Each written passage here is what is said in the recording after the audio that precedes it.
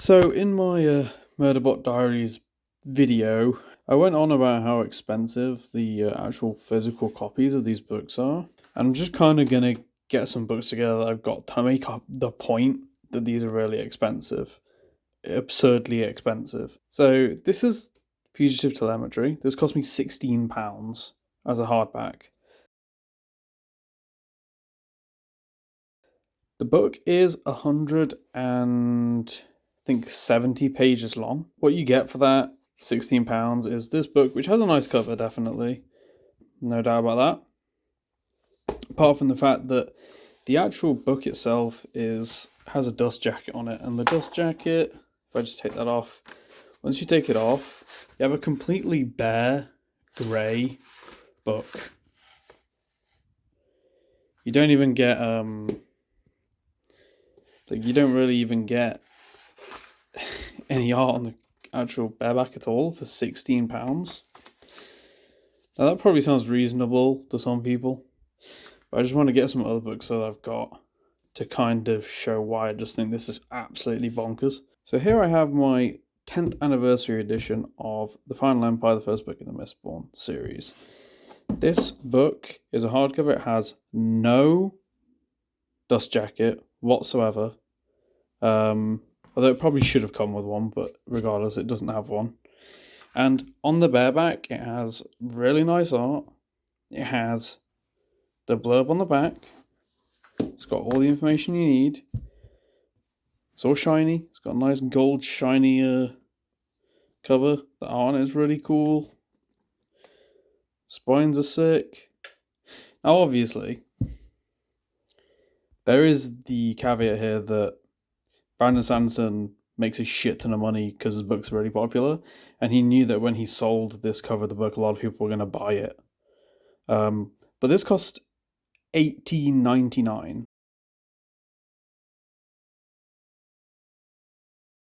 So for £3 extra, there is art on the actual bareback,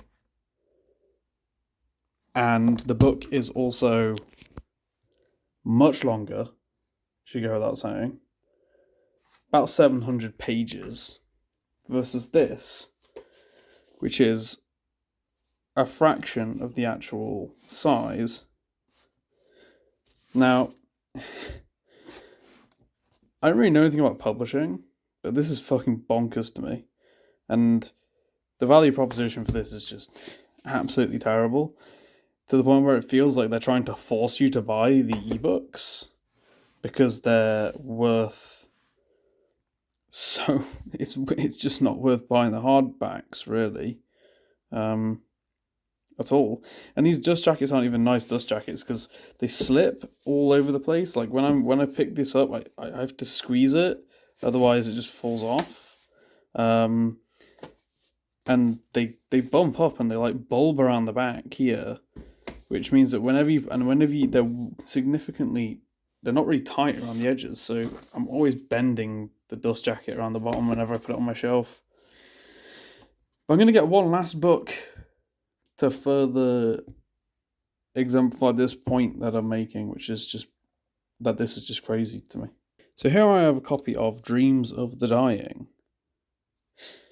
which is the first Enderal book. Got renamed, it's not Enderal anymore, but due to legal problems, which is one of my favourite games of all time. And this book cost £27. So obviously this is about £10 more than Fugitive Telemetry, but it is 800 pages long, so there's significantly more pages to print. You get a nice dust jacket with incredible art on the front, but I'm not going to make an argument about the art, because the art's really not the issue. The issue is, on the bareback I have the same art, and on here too, and I have a blurb on the bareback of my hardcover. Also, inside the actual thing, we don't just have the book itself, but there is also a lovely map, and towards the back there's lots of extra stuff. I'm not going to really show you all this, but there's essays in here, stuff on pronouns. You know, there's so much world building stuff in here. Like, there's illustrations. Look at this.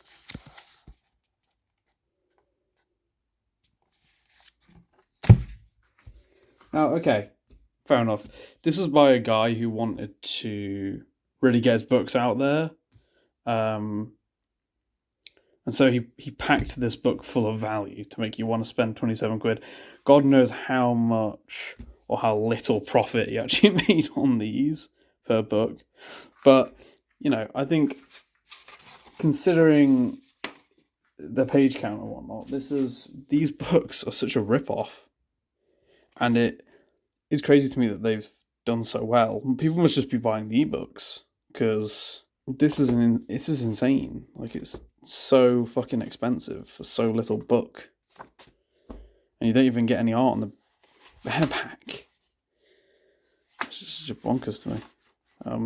So if anyone knows anything about publishing that I don't, and can explain in the comments what the hell's going on here, please do, because I like to recommend these books to people, but I can only really recommend them to people if they have an e-reader, if they like using an e-reader, because I just can't recommend people to spend £16 on a 170-page book.